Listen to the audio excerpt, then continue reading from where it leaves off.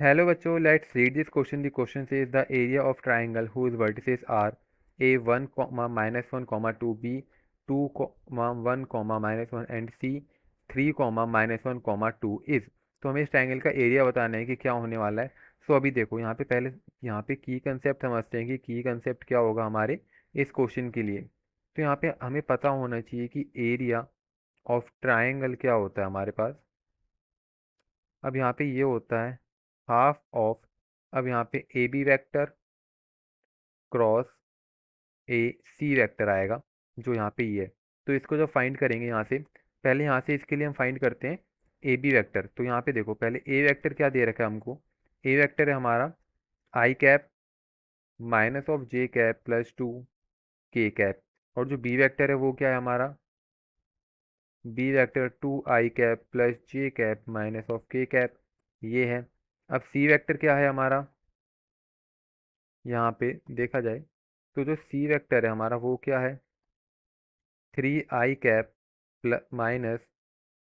-j cap +2 K cap, ये हो गया हमारा सी वेक्टर।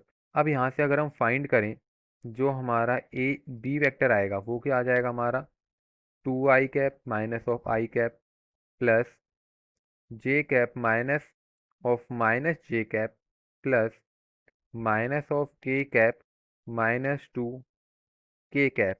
तो ये क्या निकल के आएगा, i कैप +2 j कैप, यहाँ पे आ जाएगा -ऑफ-3 के कैप। अब ये आ गया, ये हो गया हमारा ए बी वैक्टर। अब ऐसे अगर हम यहाँ से ए सी वैक्टर को फाइंड करें तो ए सी वैक्टर क्या आएगा, 3i कैप -ऑफ-i कैप +-j कैप -ऑफ-j कैप +2 के कैप -ऑफ-2 के कैप। तो यहाँ से ये तो कैंसिल आउट हो जाएंगे जीरो।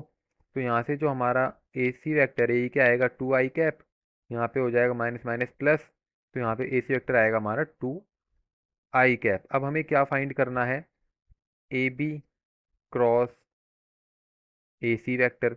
तो क्रॉस क्या होता है हमारे, क्रॉस को हम फाइंड करते हैं डिटर्मिनेंट मेथड से। तो यहाँ पे आ जाएगा i j k। अब जो ए बी वैक्टर है वो क्या आया हमारा, i +2j-3 के, यहाँ पे 1 2 -ऑफ-3। ओके, सो अब यहाँ पे जो ए सी वैक्टर है वो है हमारा 2i। तो यहाँ से हो गए 0 0। तो अगर हम यहाँ से इसको फाइंड करें तो यहाँ से जो आई कैप है ये क्या हो जाएगा, आई कैप आएगा यहाँ पे 0 × 0, -ऑफ-j कैप क्या आएगा हमारा 0 इंटू +6। अब प्लस के कैप क्या आएगा हमारा, के कैप आएगा 0 -ऑफ-4। तो यहाँ से जो हमारा A B cross A C vector है वो क्या आ रहा है, -ऑफ-6 j कैप -ऑफ-4 के कैप। तो ये आ गया। अब यहाँ से हमको क्या करना है, इसका मैग्नीट्यूड फाइंड करना है। ओके, सो अगर अब magnitude of A B vector cross A C vector find करें तो यहाँ से क्या आएगा, √ऑफ-6² +-ऑफ-4 का स्क्वायर, जो कि हमारा निकल के आता है 6 × 6 होता है 36, +4 का होता है 16। तो यहाँ से हमारा क्या आ जाएगा, √ऑफ-52। तो √ऑफ-52 हमारा इसका आ जाएगा मैग्नीट्यूड। अब इसको जब सॉल्व करेंगे हम तो क्या होता है, तो एरिया ऑफ ट्राइंगल क्या होगा हमारा, यहाँ से ये हो जाएगा half of magnitude of A B vector cross A C vector.